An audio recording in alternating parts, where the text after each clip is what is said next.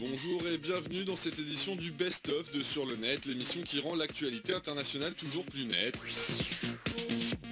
Au programme cette semaine, des cybermilitants congolais appellent au boycott des artistes pro-Kabila. Retour sur les sujets les plus marquants de la semaine. Et la vidéo qu'il ne fallait pas rater cette semaine.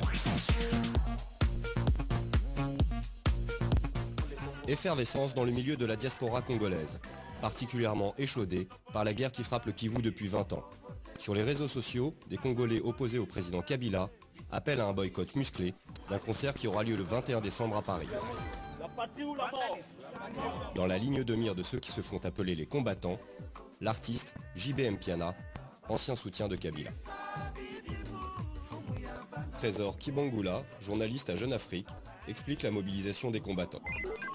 Ils sont super nombreux sur les réseaux sociaux, les combattants, les mouvements des combattants. Donc sur Twitter, plus sur Facebook et encore plus sur YouTube.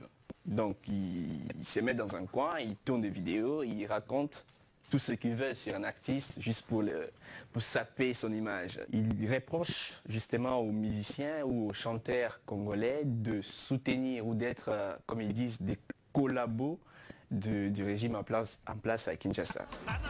L'hostilité des cybermilitants au régime est très forte.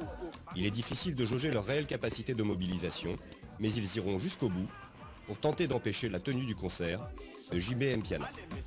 Dans une optique d'apaisement, le célèbre musicien congolais Chakara Moutela souhaite s'adresser à Mpiana pour qu'il renonce à son spectacle. J'ai envie de te dire, mon jeune frère, que le concert à Paris, il ne faut pas faire ça. Les gens se sont organisés via Internet. Ils viennent des États-Unis, ils viennent d'Allemagne, d'Angleterre, même d'Afrique du Sud. Il y a des gens qui viennent d'Australie. Il y a des gens qui viennent. C'est une catastrophe qu'on va avoir le 21 là. Il ne faut vraiment pas le faire. Face à l'obstination des pros et anti-Kabila, les forces de l'ordre craignent de sérieux incidents. La virulence des propos du combattant Jano Kabouya ne rassure pas. Tout autour du Zénith, nous comptons sensibiliser nos frères partout où ils sont à rester chez eux et à ne pas venir. Aujourd'hui, nous sommes dans une guerre médiatique, ça veut dire que eux, ils sont en train de rassurer que tout va bien se passer et que ça va se passer dans le calme. Et nous, nous sommes en train de promettre à tout Congolais qui va se déplacer dans ce concert l'apocalypse.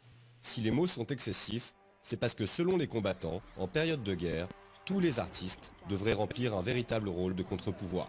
Nous sanctionnons ceux qui ont fait passer un mauvais message, ceux qui se sont mis du côté d'un pouvoir répressif au lieu de se mettre du côté du peuple, parce que être musicien, c'est d'abord être un leader d'opinion. Le ton incantatoire des combattants cache peut-être leurs propres limites, car selon Trésor Kibangula, le mouvement est à ce jour divisé. C'est un mouvement qui se radicalise, mais sur les terrains. Ça, c'est sur les réseaux sociaux. On le voit plus de vidéos, ils parlent plus sur Twitter, ils parlent plus sur Facebook. Mais sur les terrains aujourd'hui, ce qui est vrai, le mouvement s'est essoufflé.